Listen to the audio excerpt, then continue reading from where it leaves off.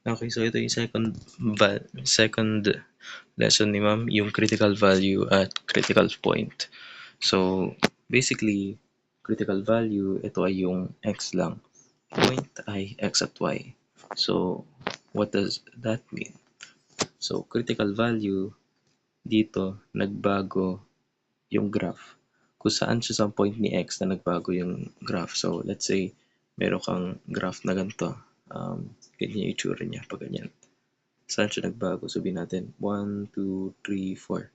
So, alam ko sa x equals 4, nagbago ang graph.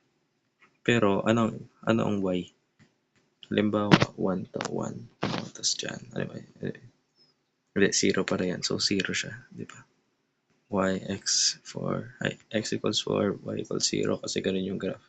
O, halimbawa naman dito. Ganyan. Ito, 1, 2, 3, 4. So, ang critical value natin ay negative 4. Wala tayong y muna kasi critical value lang hinahanap. Papasok si y kapag hinahanap na yung critical point. So, let's say nasa graph na to. Ayan. Kita natin nandito siya sa negative 4 at negative 2. So, ang critical point natin ay negative 4, negative 2. Kasi negative 4 siya dito sa x and negative 2 siya dito sa y. And ang critical value natin ay yung x lang. Yun lang yung pinagkaiba ng dalawa. Ngayon, may dalawang type rin ng graph. Relative maximum at relative minimum. Ang relative maximum ay kapag nag-open downwards yung graph. Ito nag-open downwards siya. Tinan mo. Kumbaga kung ito yung bibig.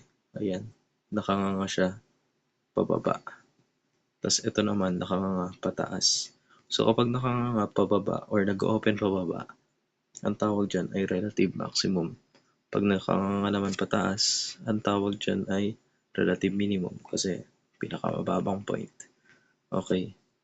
So, ang gagawin natin para ma-identify kung relative maximum o relative minimum to, ay hanapin muna natin yung critical value at critical point ng graph.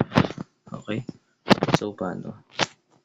Uunahin muna natin dyan hanapin sa dalawang to yung critical value kasi yung pinakadali. X lang naman hanapin eh, di na yung Y. Diba? So, yan, gawin natin. Oh my gosh, nangyari dito. Wait lang. Yan. So, paano natin hanapin yung value ng X? Ang gagawin muna natin, kukunin natin yung derivative ng equation na binigay sa'yo. So, ano ang derivative nito? Si 2, bababa dun, magiging negative 2x. Si 6, magiging 6 na lang. Tapos yung 2, tanggal na yan. Ngayon, from this equation, kukunin natin yung value ng x. So, negative 2x plus 6 ay equal pa natin siya sa 0. Yung equation na to. Ngayon, anong gagamitin natin dito?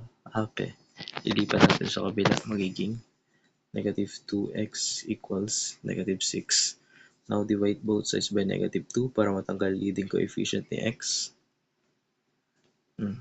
Negative 6 divided by negative 2.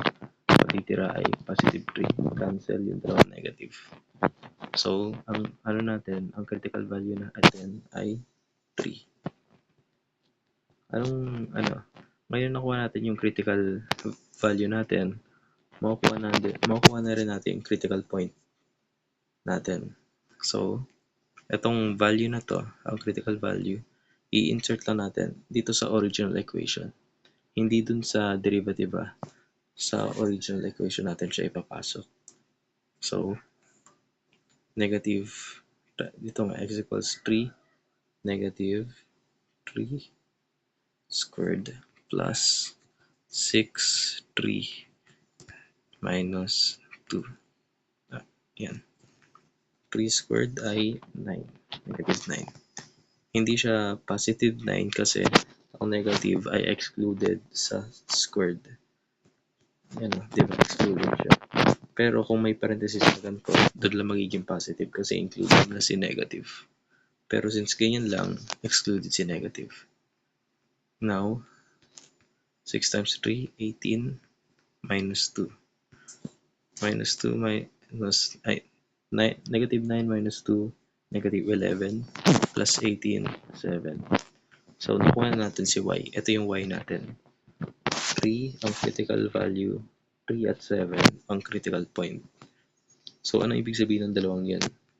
So, ibig sabihin nun, sa graph, kung may graph tayo, magbabago ang graph natin sa 0.37. So, 1, 2, 3, 1, 2, 3, 4, 5, 6, 7. Yan. So, ang graph natin ay magbabago dito. Diyan. Pero, di natin alam kung alam natin dyan. Pero paano siya? Paganto ba? Or paganto? Diba? Doon natin gagamitin, ang gagawin natin yan, titignan natin yung values ng katabi niya. Kung nasan yung point na ng value ni x from to the left at to the right. So like, kung alam natin sa 3, kung ang value ni x ay 3, ang value ni y ay 7, ano naman kaya pag value niya ay 2 at 4? Ano lang 1 to the left at 1 to the right. So, halimbawa kung ang nakuha mong critical value ay 8, kukuha ka 1 to the left at 1 to the right. So, makukuha mo 7 at 9. Pero anong gagawin natin sa dalawang numbers na yun? Sa 2 at 4. Ang gagawin natin dyan, ipapasok din natin dito sa equation na yan. Tapos titignan natin kung mas mataas ba siya o mas mababa dito sa 3, 7. So, try natin. Negative 2 squared plus 6, 2 minus 2 magiging negative 4, 12, and negative 2. Itong dalawa magiging 6, ay negative 6 plus 12, 6. Okay. Yung pangalawa, 4 naman. So, negative 4 squared plus 6, 4 minus 2. So, ito magiging negative 16 squared.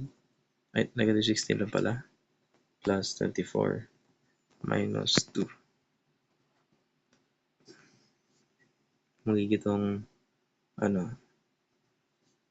16 minus 2, negative 18. 24 minus 18, 6. So, meron tayong dalawang value na kuha dito. So, kapag ang point daw ni x ay 2, makukuha natin y ay 6. And kapag ang point naman ni x ay 4, makukuha natin ay 6 pa rin yung y.